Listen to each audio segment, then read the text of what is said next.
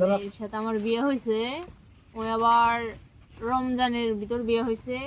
আর কালকে ওর ফুপির বাসে নিয়েছিল, নিয়ে আসার পর ওই আমার কি করে রাতের নিস্তব্ধতা ভেঙে বগুড়ার মহাস্থানগড় এলাকার অলিগলিতে হন্য হয়ে ঘুরছেন এক তরুণী।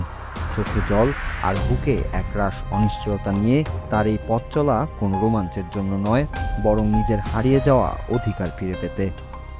ধুনট উপজেলা থেকে আসা রিয়া নামের এই তরুণীর দাবি, ভালোবেসে যাকে জীবনসঙ্গী করেছিলেন সেই স্বামী এখন তাকে চিনতেই অস্বীকার করছেন। রাতের অন্ধকারে অচেনা পথে নিজের স্বামীর ঘর খুঁজে ফেরার এই দৃশ্যটি যেন কোনো সিনেমার ট্র্যাজেডিকেও হার মানিয়েছে। বলে এলাম। প্রথম ওর সাথে কি সম্পর্ক? বিয়েও করছে। তোমাকে বিয়ে করছে? জি, করার পরে ওই আবার কালকে ওর ফুপির বাসে নিয়ে এসেছিল, নিয়ে আসার পরে ওই আবার আমাকে খুঁয়া সকালে চলে গেছে। বিয়ে করছে কতদিন হলো? বলে আর রমজানের ভিতর। রিয়া জানান, মমিনের সাথে তার পরিণয় গড়িয়েছিল বিয়েতে। শেরপুর উপজেলার একটি কাজী অফিসে 50,000 টাকা দেনমোহরে সম্পন্ন হয়েছিল তাদের দাম্পত্যের আনুষ্ঠানিকতা। কিন্তু সেই রঙিন স্বপ্ন এখন ধূসর কুয়াশায় ঢাকা। বিয়ের পর কিছুদিন সব ঠিক থাকলেও হঠাৎ করেই মমিন তাকে অস্বীকার করতে শুরু করেন। নিজের কাছে বিয়ের কোনো আইনি নথি বা কাবিননামা না থাকায় স্বামীর বাড়ির চৌখাটে এসেও আজ তিনি এক আগন্তুক। প্রমাণের অভাবে ভালোবাসার মানুষের কাছ থেকে মিলছে কেবল অবজ্ঞা আর প্রত্যাখ্যান।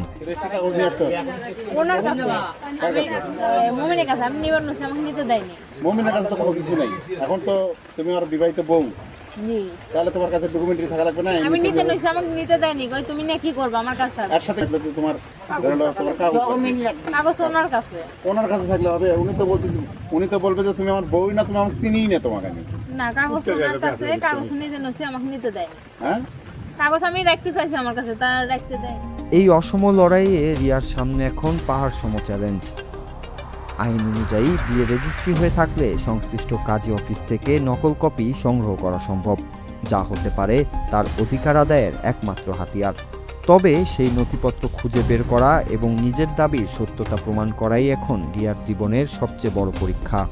সংশ্লিষ্টদের আইনি সহায়তা আর মানবিক দৃষ্টি পারে এই অসহায় তরুণীকে অনিশ্চয়তার অন্ধকার থেকে আলোর পথ দেখাতে। প্রেম, বিয়ে এবং স্বীকৃতির এই জটিল আবর্তে রিয়া এখন এক দিশেহারা পথিক। এক টুকরো আইনি দলিলের অভাবে কি ধুলায় মিশে যাবে তার যাপিত জীবনের রঙিন স্বপ্ন, নাকি মমিনের ঘরে ফিরতে পারবেন তিনি সগৌরবে? সমাজের বিবেক আর প্রশাসনের নজরদারিতেই লুকিয়ে আছে এই প্রশ্নের উত্তর। মহাস্থানগড়ের অন্ধকার রাতে স্বামীর বাড়ির সন্ধানে ফেরা এই তরুণী এখন কেবল ন্যায় বিচারের অপেক্ষায়। Nur Raju, Bangla TV, news desk.